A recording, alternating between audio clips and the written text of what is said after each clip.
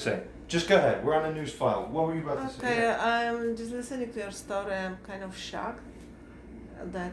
All the good stuff gets said off the record, and then I have to turn the record back on, and then it's not nearly Yeah, good. Come on, let's get it you have to real. go through so much. There's a lot of things I didn't know before, and they're coming out now. So still, like, I cannot believe this was happening. Well, let's look at the common sense approach. I mean, isn't she right? You know, like woman power, feminist, right? No. You're allowed to. If the guy said he's not exclusive because, you know, literally there's not a ring on your finger yet because you're still courting, then how could it be an offense that the main guy I'm courting, I'm telling him I just decided to more recently go to sleep with another guy this week? That's very offensive. Huh? That is very offensive. Are we disconnected from reality a little bit? Like you're waving that around like some kind of technicality, like, but here's where you said we're not exclusive. It's here. That makes everything I did okay, right? It's not okay. But do you see the disconnection from the? All right, but that's obvious to older people. But the younger generation, with the new wave and the chemicals in your food that you eat and what's in your water, is affecting you more. Yeah. What do you mean?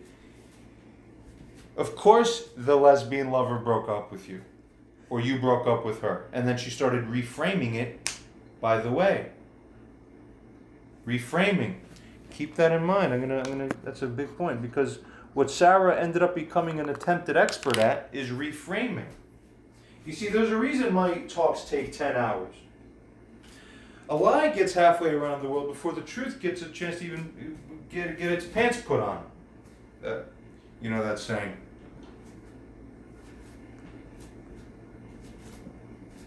Because it takes 10 hours to spin-proof reality. If I tell you everything I was going to tell you with 3 sentences summarily, you would take 3 sentences worth of information and feel like I may or may not be right. No, when you have a freaking actual trial on the matter that'll take 2 weeks where every minute of every day is emblazoned into your brain exactly everything that happened in a pure... There is no escaping when the light fills every little microscopic corner of every room you've ever seen in your life. Nowhere left to hide, lies. I love telling and showing more. My biggest defense is the honesty in what happens in reality.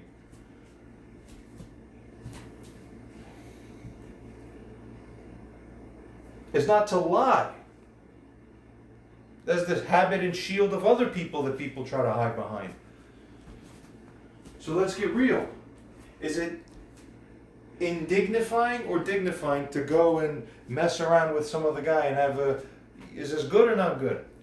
No, that's very bad. But what did I tell you in Israel that they kill people for? Cheating. You cheat. That's right. It's the worst thing. That is the worst thing. But she's not only guilty of doing that. What else is she guilty of? And herein lies the very important distinction that we need to make. She's guilty of cheating generally. But what's the second offense? She's not just guilty of cheating generally. And I say cheating with quotation marks because I'll agree we're not married and we weren't exclusive. What were we? We were long-term dating. In a way where we were genuinely looking to invest in each other. It was a genuine courtship. Courtship is the process of drawing towards another person. Do you agree? Yeah. Is cheating with somebody else the process of drawing closer to one? Or is that the process of drawing away from one? Away. Okay, so it is... You see? So you can't be drawing towards someone and away from someone at the same time. That's not genuine courtship, is it? Mm-hmm.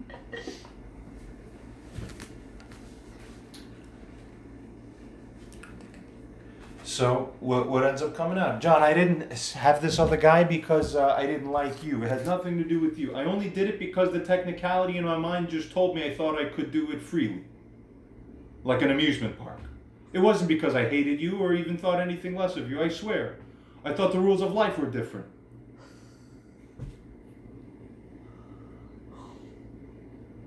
basically, more or less. Well, now what the fuck am I dealing with? It's not a person. This is a mental blob of. There's something wrong here. Yep. Very sad to see. So now you take the full standard. If this was a full case in a marriage with a normal person who did, and then something happened like this, it'd be inexcusable. You'd be dead to me. Yep. You see? You'd be dead to me. And now, how much mercy is a man capable of having when he goes into his heart? And I hate shit like this. I'm the kind of guy who will. I have these guys who like stick around after people cheat on them. You've heard stories like this? I think you know people in your life very close to you somewhere who have some history about how their old wives may have been cheating and they just tried to work things out. Am I speaking correctly? Yeah. Yeah, I think I remember hearing something like that in a car somewhere once. Or somewhere. I remember that. Okay, I remember everything. Yeah. So, funny how that did work out for that person, did it? No. But you see, in hindsight, it's no surprise, right? Ah. Because when they get fooled the first time into thinking that there's something is possible to salvage something, is not. God's karma is auto kill the first time you stray. The delusion is thinking there's something to save. So you hold on in the flesh, in the physical world, but it's killed already in the spiritual world. Everything else is an illusion, even if it lasts, 15 years extra in some cases? Is that right? All insanity. There's people disconnected from the essence.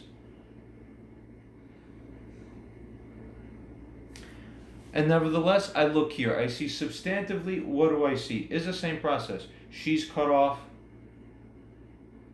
She's begging for atonement, but was another problem. She was just in trouble for lying the previous month. You're trying to make up to a guy.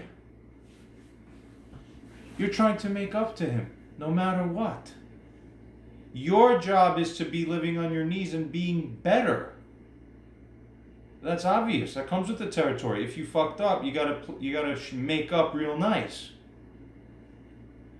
So the offense isn't just that. It's that you transgress probation.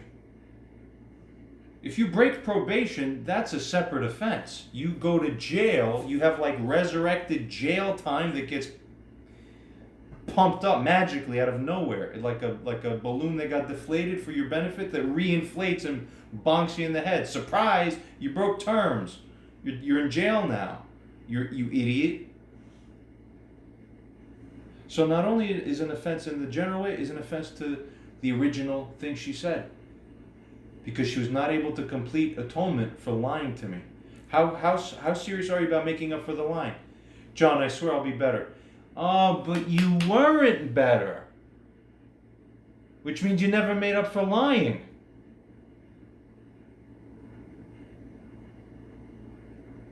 Because now I have 2 prison terms to pay karmically. One of which I'm not so sure is even possible to forgive. So I'm checking in with myself. I say, what do I see? Somebody who's confused about the rules of life. AKA you're not mentally grounded to the full level of a normal person. And as much as we want to punish the mentally ill, what are we supposed to have the most of when it comes to those who are mentally ill? Compassion.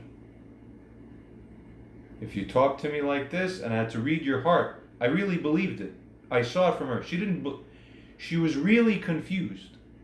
It's not just a clever lie. And I could tell if there's sometimes a clever lie, but it looks and feels nothing like the real admission of what your guilt or your shortcoming is. It's like, I really don't know what I'm doing. I see. And I think, are we married? Technically not. Were we even exclusive? Also, technically not. And then I think the last thing,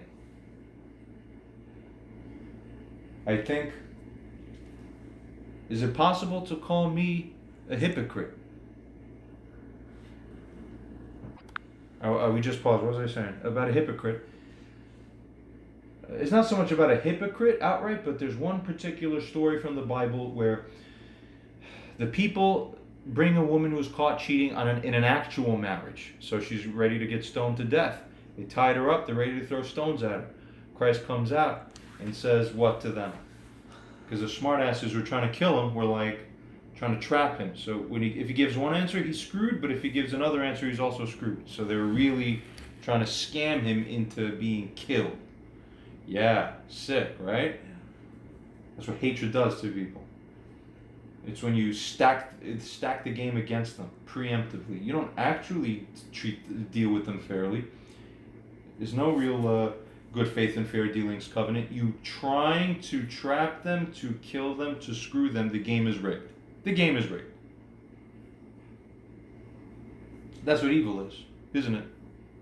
Yeah. It's when I've pre-rigged the game against you before I've said hello to you. What's the opposite of that? It's called grace. That's real grace. You know what real grace is? My favorite example is when you're talking to a woman that you've just met, and she's, some guys don't have perfect social game. They don't know how to do all the right talking and get all the, say every perfect thing right. But you can imagine a situation, let's say at the bar, where the girl sees a guy she likes, and he's a little dorky or he's got a little quirk, but he's just her type. You see, he fits for her. So he comes over, they start talking, but she already decided, I'm choosing him, I like this one. You see? When he is imperfect in his skills and his execution of like what to say, how to do things, he stumbles, he fumbles, right? But what does she say? She doesn't see it. She treats him in a way that she helps him get with her. You see? She helps him get with her. So if he makes any little mistakes talking, she just says, that's okay, yeah, you mean this, that, oh yeah, like real helpful. That's beautiful. That's grace. That's not the game being rigged against you. That's the game being rigged for you. We love you. That's what goodness is. That's what every person owes another person in good interaction. You understand? So now I'm being tested to the limit. I've never been really put in situations this offensive where where there was any expectation that I needed to make some consideration. People have done stupid things, but it was more easy, clear cut. Say, well, yeah, you're done, and you're not even. There's no chance here for you. It's easy. Here, I was being tested. If someone's going to do the worst things to you, already in this way in only a few months, then they're going to show you. This is what I think of you. It's probably because I'm under the control of meds that control my mind. She didn't say this. I figured this from her essence because I could see the shortcomings from the medication. It's the same thing. I could smell the metabolites of certain medications in different people's bodies. It's wild. Are you kidding me? I could smell surgical glue in your intestines a month after you've had the surgery. There's a million stories about what I do. I am Superman. But anyway. Now, I say, listen, even if you are making these promises, you made a promise before when you lied to me, and you defaulted that so negligently. If you really thought that it was your right to have sex with another guy, because of a contractual term was in it's this overly restricted thinking, because you don't understand what grace is. When you pick a guy, you pick a guy, not guys. You understand? Right? You don't use your rights. If you lived in a jurisdiction where it was your right to murder anyone you wanted to, you still wouldn't, because you're choosing to give the grace of not doing that because you love them. You understand? It's sickness. And the last thing that came up is, well, John, what's fair? And I say, well, let me really think. And again, this was a huge relationship problem. Maybe for days and days we didn't talk, probably. Okay? It's on the rocks again. She's in default. She has to make up. I'm not there to do any of the work for her. But damn it, what does God expect of me? How do I make a fair consideration for someone? Christ said, whoever is completely free of the sin, cast the first stone. Then you will kill her. If you are free of the sin, cast the first stone. So I think then, therefore, have I ever been guilty of any indignation of the same way? I say, well, technically, back when I first met her, I was sleeping with another woman.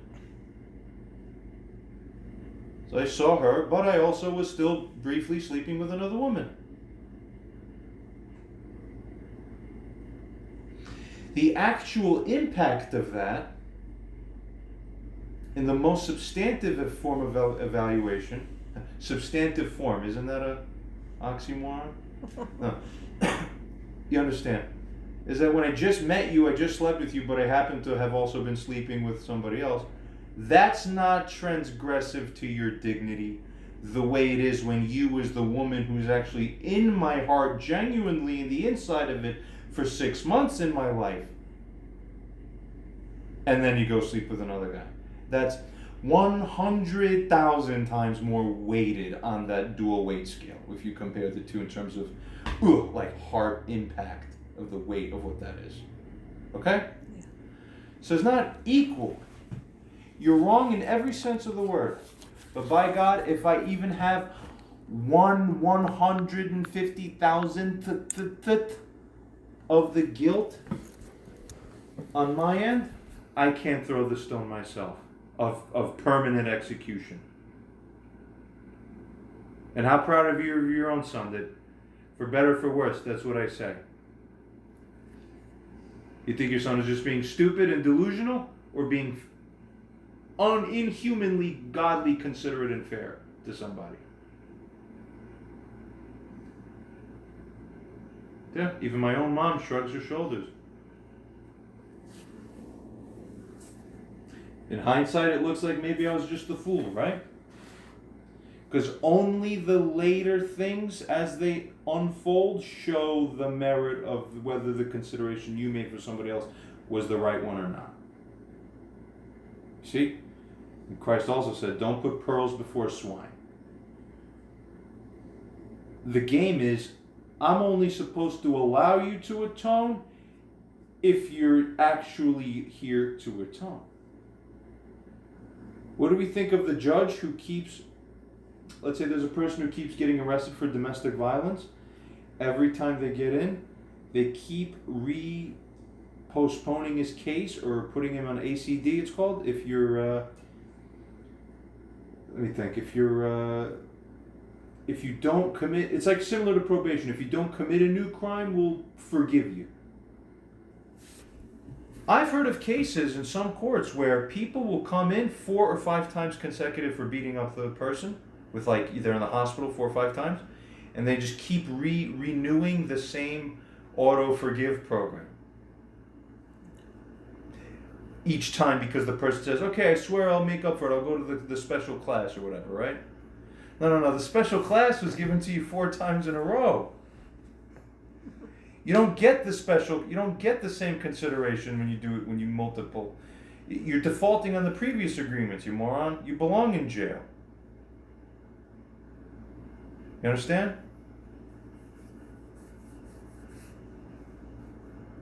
But she fucking swears to me. I swear to God. I'll believe in God. Oh my God. Read me. Tell me about Jesus, please. Okay? All of this. Yeah. I thought she didn't believe in God. She didn't. Oh, and let me tell you, actually, there's not enough stress in this wonderful conversation about, actually, I changed this girl's life. In ways almost no one can understand or appreciate.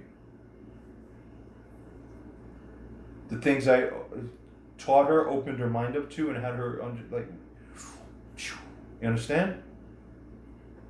Really. Really. Okay, she hated religion and Christ as much as any far left person would. And when I opened my mouth After hours and days of all the things I have to say about all that, she says, I didn't know Christ for what it was until you shared it with me. And it was like a secret interest of hers. She's like, I can't even tell my friends. Like, I like Jesus. I like learning these Christian things because church kills it in the wrong way, and it doesn't make sense. When you say it, it actually hits all my intuitive centers. Like, wow, that is right. It perfectly meshes with what they teach me in the, psychology and academics. But this is actually even better. It's more like intuitive. It's more like, oh God, she had a tremendous respect for it after I shared it with her in my brand of it like this. You understand? Mm-hmm. And Katya did too. Katya was also Soviet Union brainwashed. You're not allowed to love religion. But they had a weird cultural phenomenon there where no one openly loved religion, but everybody loved religion subconsciously.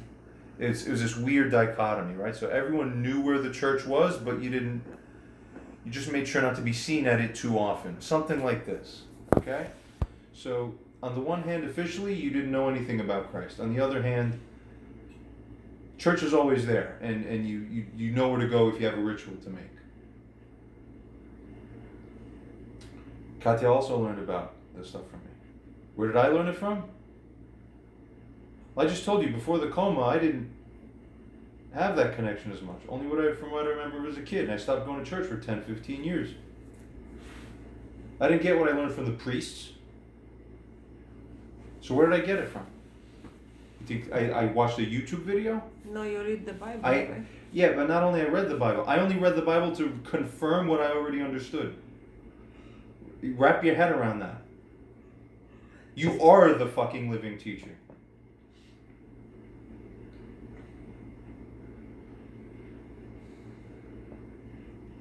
I saved her life.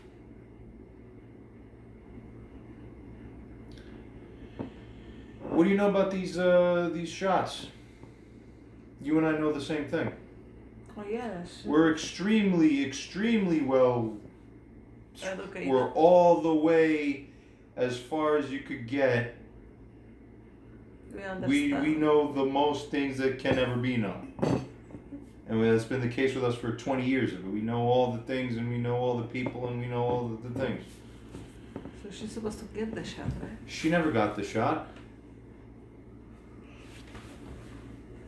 You know, she has a father who supposedly he went deaf in 1 year after getting the shot. One of the boosters. Yeah, she told me that. I had clients. The mother got sick after Yeah, the shot. but okay. Our other friend Michael, the trainer, he was like from New Life Expo and also my mentor. Oh, a little bit for training. He knows all the things. He's more connected than we are. You talk to him sometimes? Yeah. Oh, okay, but nice. we have the same sources for everything. We understand okay. the things. Yeah. He's literally sitting in his building. He's watched 10, 15 years maybe he lived in that building or more. Okay? He lived through the year of COVID. Nobody died in his building. Okay? And then as soon as the vaccines came out, 30, 35 people and counting. Same thing in this. Same thing in our building. I know. I'm just only repeating. So every building had the same impact.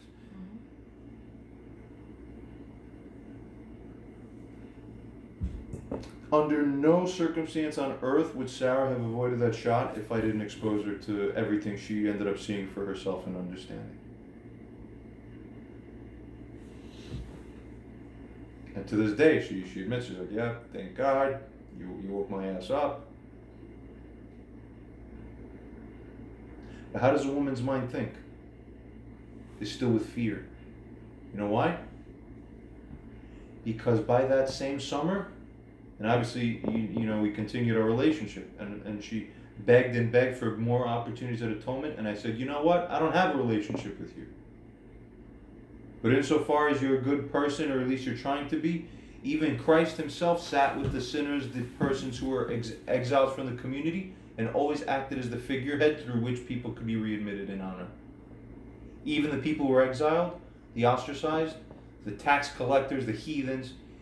Even he would sit down with them when no one else would. Why? Well, number one, he was the rabbi. So obviously if you want to talk to anyone, the rabbi is the guy you talk to. But number two, that's just what you do. That's not expected of every person. So if I were any human being, I didn't owe her any forgiveness. I would say, no, I don't think so. But I said, no, I am a special person. So I say, okay, we're not in a relationship, but you want to be right with me? All you have to do you want to spend time with me? You're not cut off from being in my presence, because you're always welcome to be in my presence, and I'll always teach you good things, and you'll be my student from now on. And I'm teaching you about Christ, and you're always welcome to be and that was her way of getting back into my heart. You understand? And she really tried her hardest and her best. So she had 2 double atonements that she was making up for. 2 probations. So there's only one other problem. A new problem was becoming apparent. She started drinking. It's not that she started drinking, she was always drinking. She always had a relationship with alcohol, but now the damage of it was becoming more apparent.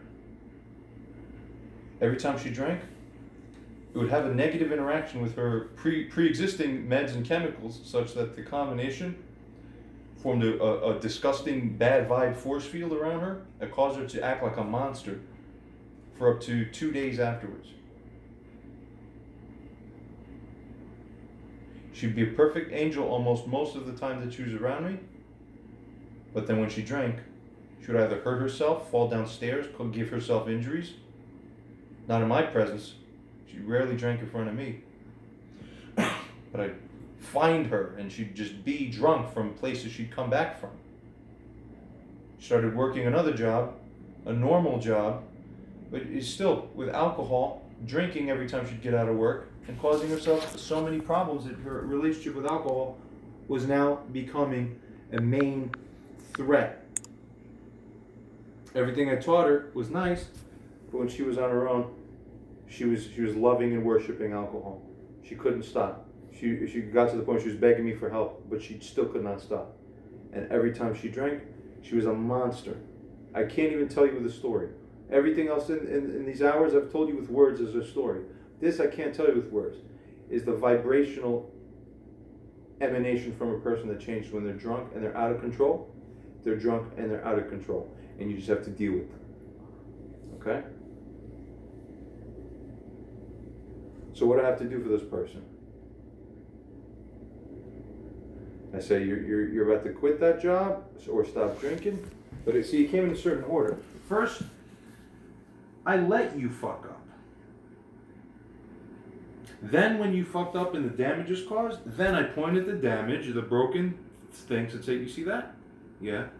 Yeah, you did that, you see? Oh, I did. Yeah. So now you have to pay.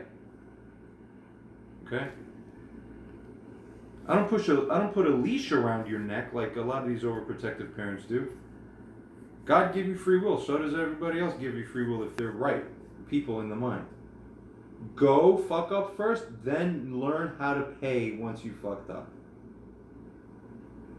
So same here. I wasn't restricted with her alcohol use initially. I said, I used to be a big drinker. I happen to have quit for years. And it was the best thing I ever did.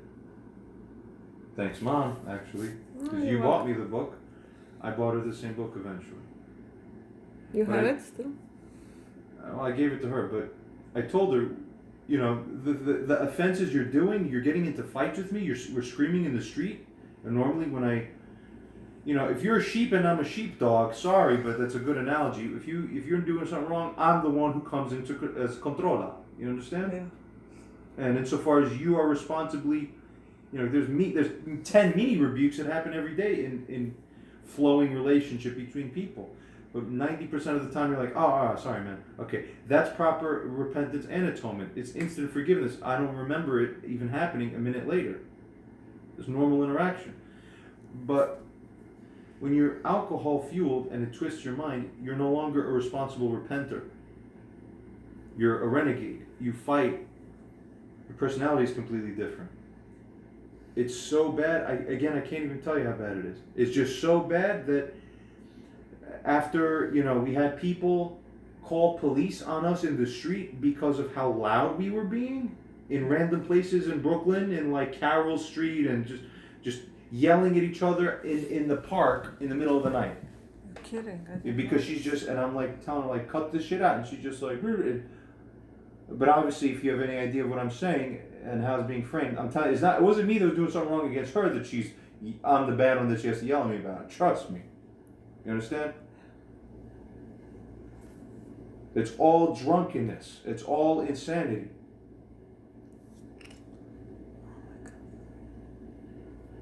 Pause for a second. All right, we're resuming. What was I just saying? Well, yeah, fights in the street, arguments really, not physical fights even, but except to the extent that the natural, sheepdogging, herding of a renegade sheep is comes with like hey, like you jostle somebody, you shake them, like wake up, like get sense, like but like respectfully, but like for your higher purpose, like do stop, do get sense, like a responsible partner and a man for a woman is her steward. You understand this word? Mm-hmm. It's her steward. Like, I'm responsible for you. You understand? You take care of me in a way, and I'm taking care of you in a way. One good Jewish rabbi I used to listen to, Friedman. Very smart stuff, he would say. One of the favorite things he ever said was, what role does a wife play for a husband? Is the role that a wife plays for a husband analogous to the role of a mother towards a child, a sister towards a brother, or a daughter towards a father? Which one? The wife to the husband? Yeah. Is the relationship most closely analogous to? Is it typified by the mother to son relationship, the sister to brother relationship, or the daughter to father relationship? The right answer is all three. She's all three at the same time, isn't she? That's the beauty of a marriage. See? There's all three elements at the same time. You have the nurturing element of a mother if you're a good woman. That only a mother could give. At the same time, you have the peer level, co-opting, teammate level mindset that would go with like a brother and sister. Okay? And the parity that's there. And then, of course, like a daughter to a father, who's there to learn, to get taught, to be guided in that way. So she's the nourisher, the learner, and the co-driver, that we're in this together and we're the ones driving forward. It's a beautiful thing, understand? So the man is also all three things at the same time. You're the one who's nurtured, you're like the baby boy of the wife, you're also the daddy of the wife, you're also the brother of the wife, in a sense, You're all those things at the same time. It's not easy to live that, but I mean it's organically natural. It's what happens. The point is this: I told her you're guilty of more offenses now. They're severe. Okay, it's so sick to be exposed to. This is indignifying to me. You done a lot of fucked up shit in the last few months now. How dare you be so negligent as to allow such indignation to me when you owe me so much? You're supposed to be making up for me. This isn't. Where's the atonement? You're not making up at all. You lied to me. So once again, you're in default for the previous things. You have to re-promise new commitments that are beyond the previous commitments. Okay? Every time you default on your mortgage, the down payment has to be bigger and bigger each new time you refinance. You don't just get to sit there and be a renegger all day long. A renegade. So after months of alcoholic-related abuse, half of which she can't remember because she was drunk and or hungover and or recovering, the whole summer was like this. It was a torture summer. The relationship was really the big risk at that time. I said, what are you doing? You did wrong, and then you're adding insult on top of injury. Because instead of fixing the old injury, you're insulting me by failing to do the loving, making up for and fixing and being good with the person. Because after the 10th time, it is an insult. Like, it's an insult to this court that you just, did the same crime again 10 times over after you gave us 9 rounds of promises for the previous 9 offenses that you'd be a better man. Like, what the fuck? There's a sickness, but all of it goes back to medication, alcohol, substance use, substance abuse, and every single time I say, is she evil or is she sick? Is she evil or is she sick? The only time you get to be cut off and fully prosecuted under the negative karma that's going to come at you as a curse is when you're evil. Or where you know enough that you know you should do better, but you actively choose to fail to do so. If I could say some of your misalignment is due to substance abuse, only compassion. Okay? We'll try your best. Show me again. Show me again. Eventually she started to cut down her alcohol abuse. But then, around the start of her semester, some other things happened. I'll tell you about that, and I'll tell you about some relevant things in her prior relationship, because only insofar as that they're relevant to what I'm experiencing here. So it's there's a right and an entitlement, and also an obligation to talk about it because it's relevant for next time, and we'll pause and I'll stop for here.